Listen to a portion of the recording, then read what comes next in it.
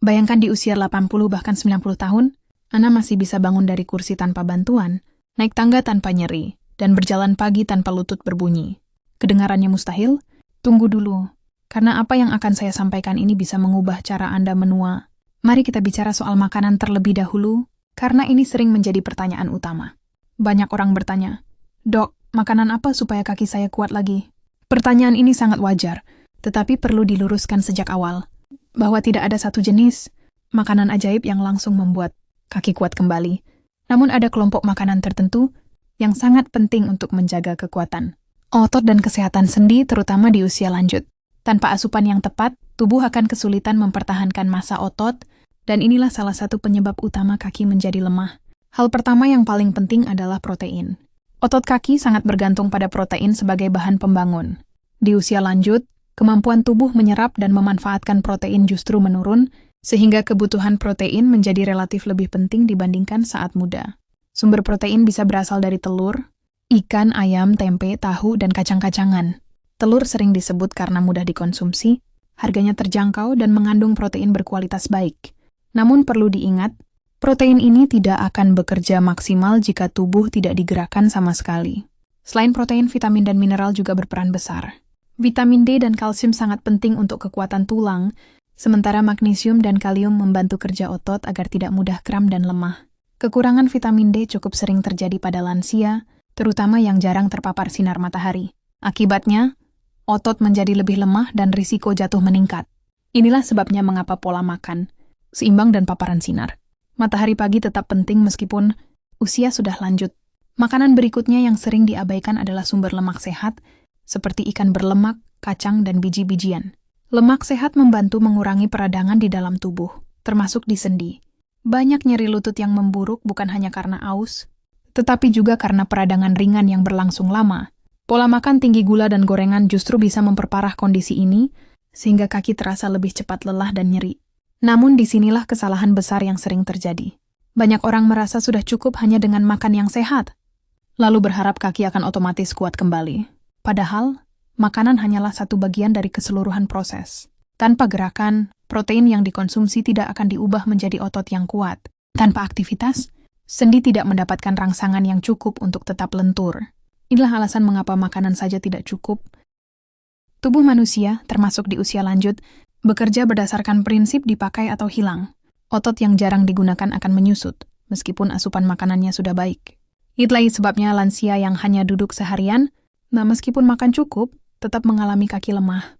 Sebaliknya, lansia yang bergerak, ringan secara rutin seringkali, memiliki kekuatan kaki yang jauh lebih baik meskipun makannya sederhana. Gerakan yang dimaksud bukan olahraga berat. Aktivitas sederhana seperti berdiri dan duduk perlahan dari kursi, berjalan santai di pagi hari, atau melakukan peregangan ringan sudah cukup untuk memberi sinyal pada tubuh bahwa otot masih dibutuhkan. Ketika gerakan ini dipadukan dengan asupan protein dan nutrisi yang cukup, tubuh akan berusaha mempertahankan bahkan memperbaiki kekuatan otot kaki. Bagi lansia yang sudah mengalami nyeri lutut, penting untuk memilih gerakan yang aman. Jangan memaksakan diri naik turun tangga berulang kali jika lutut terasa sakit. Mulailah dari gerakan yang ringan dan terkontrol. Nyeri ringan yang muncul di awal biasanya merupakan tanda adaptasi, tetapi nyeri tajam dan menetap adalah sinyal untuk berhenti dan mengevaluasi kembali aktivitas yang dilakukan. Ada juga kelompok lansia yang perlu perhatian khusus, seperti penderita diabetes, asam urat, osteoporosis, atau berat badan berlebih. Pada kondisi ini, pengaturan makanan menjadi semakin penting, bukan hanya untuk kekuatan kaki, tetapi juga untuk mencegah komplikasi lain. Konsumsi gula berlebih, makanan tinggi purin, atau kalori berlebihan bisa memperburuk kondisi sendi dan otot, sehingga kaki semakin sulit berfungsi dengan baik. Tujuan utama dari semua ini bukan sekadar agar kaki terasa kuat, tetapi agar lansia tetap mandiri. Bisa berdiri sendiri, berjalan tanpa takut jatuh, dan melakukan aktivitas sehari-hari tanpa harus selalu dibantu orang lain. Kemandirian inilah yang sangat menentukan rasa percaya diri dan kualitas hidup di hari tua. Bahaya lain yang juga perlu diwaspadai adalah dehidrasi dan kurang makan. Rasa haus pada lansia seringkali berkurang, sehingga tanpa disadari tubuh kekurangan cairan. Dehidrasi dapat menyebabkan lemas, pusing, tekanan darah turun, dan meningkatkan risiko jatuh. Begitu pula dengan asupan makan yang kurang, yang bisa mempercepat penurunan kekuatan otot dan daya tahan tubuh. Lansia perlu diingatkan untuk minum dan makan secara teratur, meskipun tidak merasa lapar atau haus. Kondisi kesehatan tertentu seperti diabetes, tekanan darah tinggi, penyakit jantung, dan gangguan sendi juga menambah risiko bahaya jika tidak dikontrol dengan baik.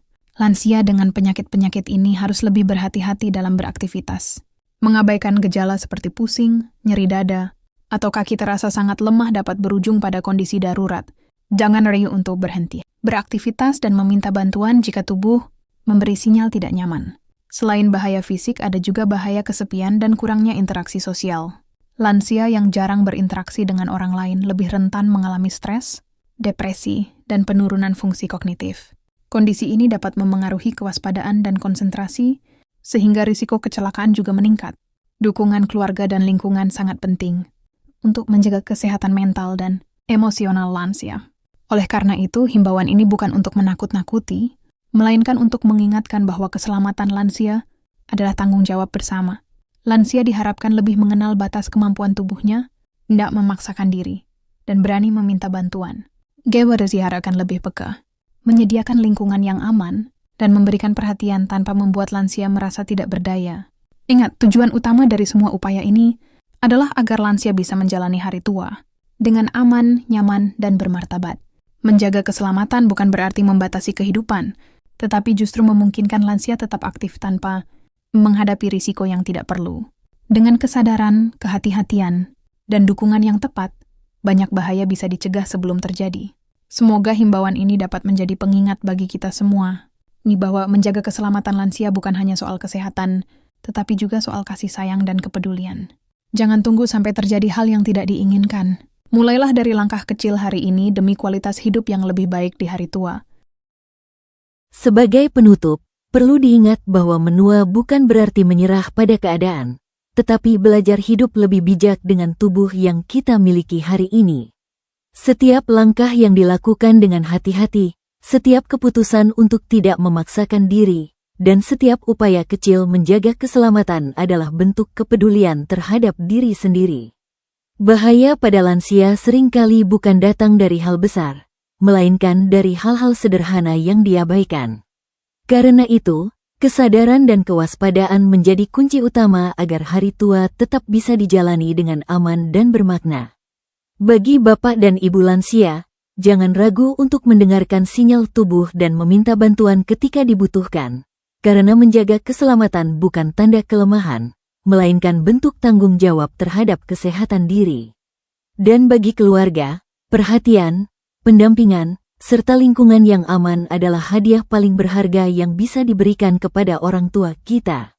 Dengan saling menjaga dan saling peduli, risiko bahaya dapat diminimalkan, kemandirian tetap terjaga, dan kualitas hidup di hari tua bisa tetap baik hingga usia lanjut.